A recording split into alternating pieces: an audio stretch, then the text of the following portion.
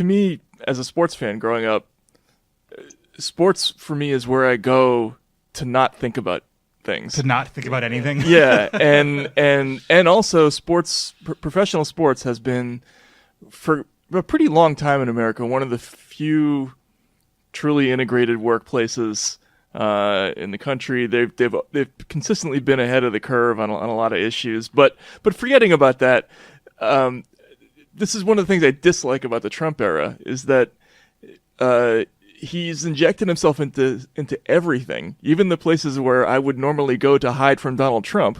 And it's now, yeah, everybody has to have an opinion about it. And I don't know. I personally feel sad about it as much as I love what Popovich is saying, and I love all the awakening of the players and about all these things. It's, I don't know. Am I wrong about this? Yes, you're wrong. Really? I think you're wrong because I don't think you're complaining about a privilege that people of color haven't had in forever, which is to forget about who they are for a moment and just play sports or just work. Like you, as a straight white guy, probably can forget about your troubles and immerse yourself in a game. But I don't think that. I think maybe during a game, yes. I think people of color can probably forget about their color, right, during the actual 60 minutes of play. But their existence is political, right? Right. And I think that we need to pay attention to that. I think that it's worth paying attention to. Because it's true, the children of LeBron James and the children of Josh Norman, they're at risk in a way that our children will never be, right? Right. And they maybe didn't talk about these issues because they were, before, people of color who were playing sports, athletes didn't talk about these issues because they realized that they couldn't, because there'd be backlash to talking about them. We've now created a space where they can talk about them. I mean, I don't think it's because those problems didn't exist before, right?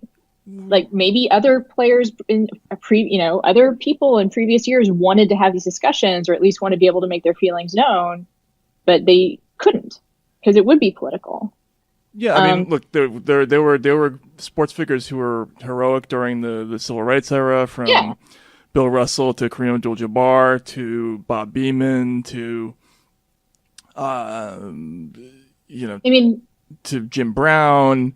Right. Ali is the one that yeah, obviously. But I just think that what I'm trying to say is that Trump has made, there's no place where you're safe from politics in this, and I understand that for a person who is not privileged like myself, you're never safe from politics, and I understand that, and I understand that's the salutary thing about this, is that it's awakening people to that reality. I'm just saying that you're just complaining anyway. I'm complaining it. No, I am complaining anyway because it's just sad. It's sad to me. It's sad. Well, I think what is sad is not it wouldn't be a thing where you wouldn't be like, I go to sports to get away from politics and look at them protesting. It's the injection of Trump himself, the personality of Trump himself into it. Right. It's not like the injection of politics into it. No. Because Kaepernick started protesting. Kaepernick started protesting during the Obama years. Yeah. But I don't necessarily share your sadness, but I think I can get what you're saying, which is that it's the all-encompassing personality of Donald Trump himself being thrust into everything. Yeah, I mean, I grew up. Muhammad Ali was one of my heroes growing up, precisely because of the politics of his career and all of that. That's not what I'm saying. I'm just saying there's nowhere where you can go in modern American culture where Trump is not an issue now. I mean, right. I get that you're not making really woe is me. You're not doing a stick to sports, thing. And you're just expressing kind of a personal sadness about having Trump being a president in your life, which I get too. But I do think that every time I'm tempted to say something like that or feel something like that, I do come back to the experience of people who have been marginalized in this country.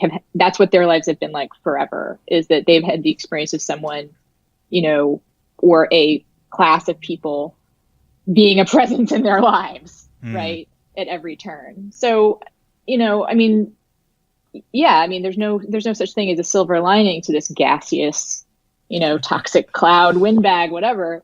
But I do think that his presence has exposed a lot of people to what already existed, like the systems of oppression and power that already existed. And we just as white people are kind of getting to see them because they're working on us in a way that they didn't before. And this is just a tiniest bit of a taste of what of what the experience is like to have politics be a part of your life, whether you want it to or not, because politics dictates where you shop, what kind of money you have access to, where you go to school, what kind of healthcare you get, et cetera, et cetera, et cetera.